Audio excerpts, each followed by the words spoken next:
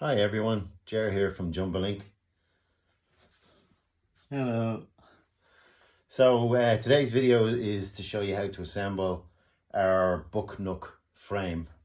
So basically what you see on the desk here is everything you kind of need. So I have these pre-cut out. I've cut them out both on silhouette and on cricket.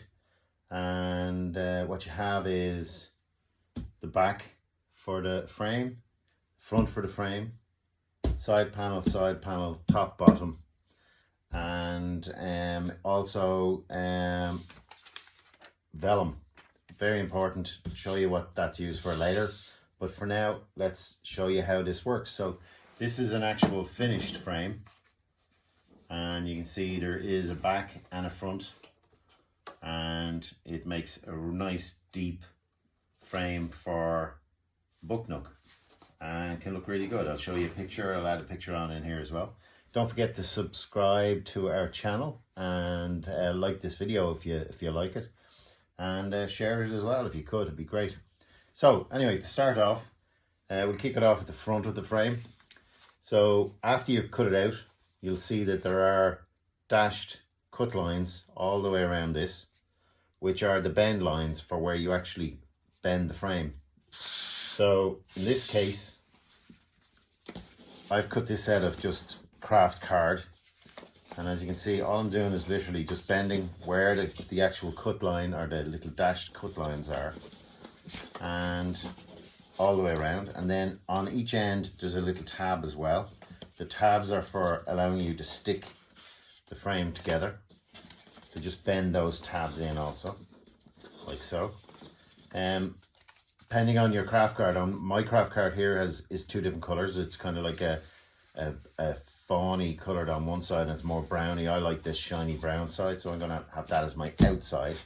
So to stick this, you can either use craft glue or you can use double-sided tape, or both, because I don't know about you, but double-sided tape tends to weaken after a while, and if you've got something on a shelf sitting there for a year or so, you could come back quite easily and find that it's fallen apart because the stickiness of the double-sided tape just fades.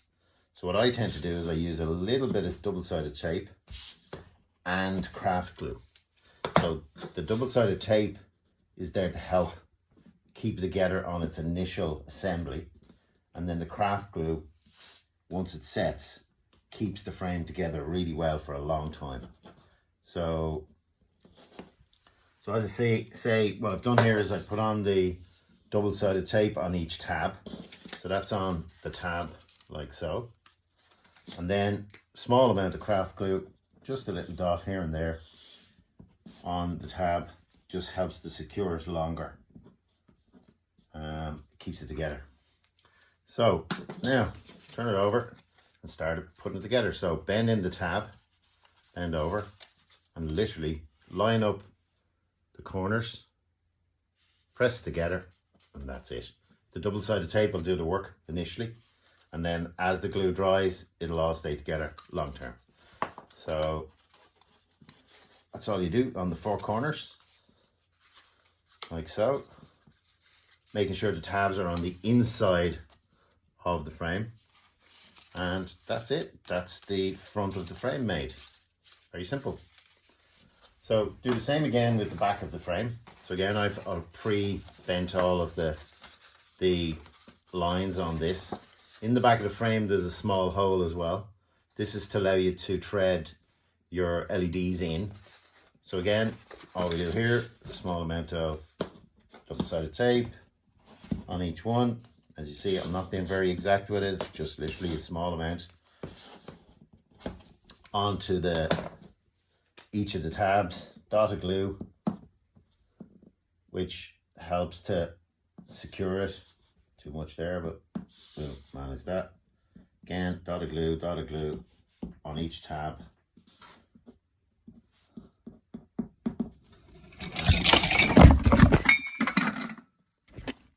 Then you notice I dropped my camera. These things happen, but sure, that's okay. Nothing broken, thankfully. Anyway, so remove the double-sided tape covering, and we shall get assembling on this bit. Sorry about the camera drop. I'm sure that sounded worse than it actually looked, but my camera stand isn't the best, obviously. So again, just line them up, press them together. The double-sided tape does the initial holding. The craft glue then fixes it long-term in place. It's it's a good way of doing it because it means that you're not going to come back someday and find the whole thing's falling apart on you. So again, that's it. And that's the back of the frame done. So for the box part of the frame, you've got two sides. Again, two large tabs on these. So again, just bend them along the dotted dash line, like so. Do both of those. Get them ready. Again, small amount of double-sided tape. Just run it along it so as that you have enough to hold it in place while you're assembling. Do both sides like so. That's it. And again on that one. So again, you just take the upper part of the tape off and get it stuck to your fingers just like that. And so these book nooks is something that we're new to. I know Wendy absolutely adores making book nooks, as in ones that are bought, and said to me, hang on, maybe we can design up something that we could do ourselves. And so I spent the last couple of days trying to come up with something that kind of worked and something that was a bit cool. So obviously the frame is the first part because you need something to actually put your design into, and thought that rather than having to buy a frame, why not make one out of card? And all of these designs, all of the card frame and all designs we do are all designed to be cut from either A4 or US letter paper card. So readily available in all kinds of colors everywhere you go. So again, this is the top. Just make sure if you are using a, card that has two different colors, I want the nice shiny side to the outside. So I line them up slightly at an angle so as the tape doesn't stick. Line it up to the dotted line and then press it down. Give it a rub, and that's it. So the double-sided tape is going to do the hard work for you. Do the same for the other end. Slightly at an angle, line it up to the dotted line. Quick press, and away you go. Now, for the second half, same principle. It's easy for the first bit. The second bit, you have to be a little bit more careful with because you're closing off the box. It's important to get it right. It's important to get the alignment correct as well, because if you don't, you end up with a gap in your box. Don't worry about if the glue comes out. Just give it a little rub, it'll dry out clear anyway. And then for the final one, it should line up nearly perfect without doing much. Just check it. And there you go. One box. So you can fit the back on quite easily. One like that, two like that, and that's your box. Quite easily done. Now, just to show you what this guy looks like when it's actually finished, I have this one done with lights and all in it. I'll show you on again in a minute on how to do the lights. I'll actually show you now what I did with the lights there. It's quite easy. So on the back layer, what I've done is threaded the LEDs through. Small bit of white card. I think this is about 160 GSM. Cut to the size of the back of the backing. I've used self-adhesive LEDs. These are, I think they're 30 centimeter or, they're 1 meter and they're 30 bulbs per meter. The trick to it is to make sure that you stick it well inside the frame. So as when you put the frame on, that it's not restricting the lights. The white card is really good for reflecting the light forward through the actual book nook, so as you get as much light coming forward as possible.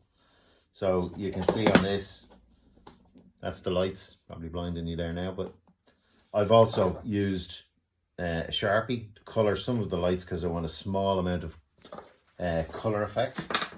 So again on this, I'm going to fit the front like so, turn it up. I have a book nook already prepared. That just slides in and slides all the way to the front. Put the backing on with the lights and so on, and hey presto, one book nook. And you can see how it all fits together nice and neatly. There's great depth in it, so you get a great sense of depth. Hang on, I turn off the big light here to see if it give you a better idea. So you get a great sense of depth in it.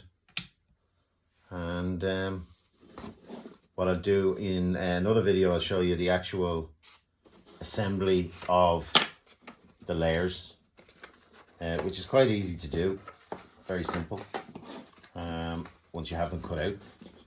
I'm trying to do this backwards, don't mind me. And but again, you can, you know, if you want to change and you have another design, all you do is slip it out and swap in your other one. So that's the book nook frame, quite simple.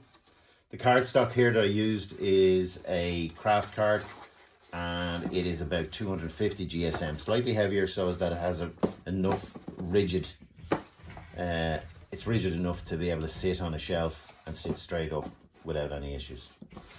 Don't forget to subscribe. If you like the video, please like it and share it if you have people that you think might be interested. And thanks again for watching. So it's Jer again here from Jumblink and the Shadowbox Club. Okay, cheers, bye bye.